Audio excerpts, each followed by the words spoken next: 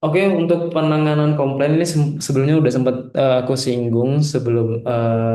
Jadi untuk komplain biasanya sih yang paling sering itu adalah di glue. Tapi teman-teman nggak usah takut, nggak usah panik karena memang glue sepatu itu lumayan sulit karena kita menyesuaikan bahan sepatu teman-teman. Kalau kita nerima berbagai sepatu dengan bahan yang berbeda-beda dan itu secara teknis persepatuan, ilmu pengeleman itu memang sulit teman-teman. Karena setiap bahan itu primernya berbeda. Sedangkan sepatu itu kan macam-macam bahannya. Jadi pasti ada komplainan lemnya lepas, apa namanya, bahannya rusak dan lain sebagainya. Itu memang menurut aku ketika itu memang masih bisa ditoleransi dan bukan kesalahan teknisi, nah itu kita bisa jelaskan baik-baik. Tapi kalau misalkan emang kesalahan teknisi, teledor dan lain sebagainya, nah itu nanti biar aku saja yang handle. Seperti itu teman-teman. Tapi kalau komplainan komplainan kayak lem lepas, nah itu nanti kita ada garansi teman-teman. Jadi bisa langsung kita jemput lagi ya itemnya. Oke? Seperti itu untuk penanganan komplain. Oh ya, satu lagi biasanya untuk meminimalisir komplain. Nah, biasanya untuk sepatu yang dicuci itu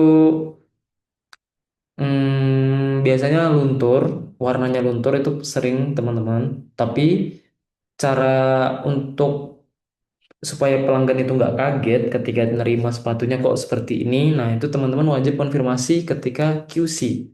Jadi ketika di QC itu, menurut teman-teman ini rusak, akan kita ada kondisi awalnya teman-teman. Foto di kondisi awal dan kondisi akhir setelah teman-teman cek kok seperti ini gitu. Nah itu wajib langsung konfirmasi aja ke customer yang punya sepatu, karena biar dia nggak kaget ketika diterima langsung eh, seperti itu kondisinya. Mending kita konfirmasi Kak, ini mohon maaf sepatunya seperti ini karena gini gini gini kayak gitu teman-teman. Jadi nanti kita pelajarin juga bareng-bareng gimana sih caranya nanganin komplain dengan penjelasan-penjelasan yang bisa diterima oleh customer. Seperti itu. Itu untuk penanganan komplain. Oke, untuk soft skill admin, yang pertama itu body language biar pelanggan percaya. Jadi teman-teman wajib pede, jangan apa namanya suaranya wajib lantang, jangan terlalu keras juga sih, maksudnya kayak jelas gitu. Biar customer itu mudah memahami. Body language juga cara ngomongnya jelas, rapi ke pelanggan, pakaiannya juga sopan. Kita nggak ada warna tertentu, belum ada pakaian juga untuk admin. Jadi yang penting pakaiannya berkerah rapi aja teman-teman untuk jadi admin. Oke, untuk sandal sepatu itu sandal aja nggak apa-apa teman-teman, jadi nggak wajib untuk pakai sepatu. Lalu untuk cara mengatur waktu saat toko ramai, nah ini kita akan pelajari prioritas tugas. Nanti semisal di Kacikat itu padat, ada yang ngecat banyak, yang harus diantar itu banyak, yang harus dicek itemnya itu banyak juga. Nah itu mana sih yang harus didahulukan?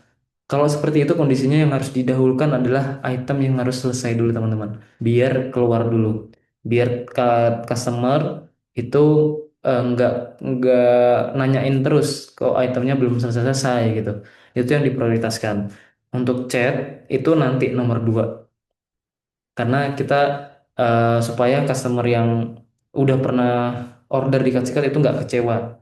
Kalau misal kita pelayanannya telat dan lain sebagainya, nggak apa-apa customer yang nggak dibalas chatnya itu nggak apa-apa.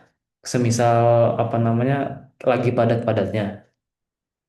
Oke, itu nanti kita akan bahas mengenai prioritas mana sih yang harus didahulukan ketika toko itu ramai. Oke, mungkin itu untuk soft skill admin.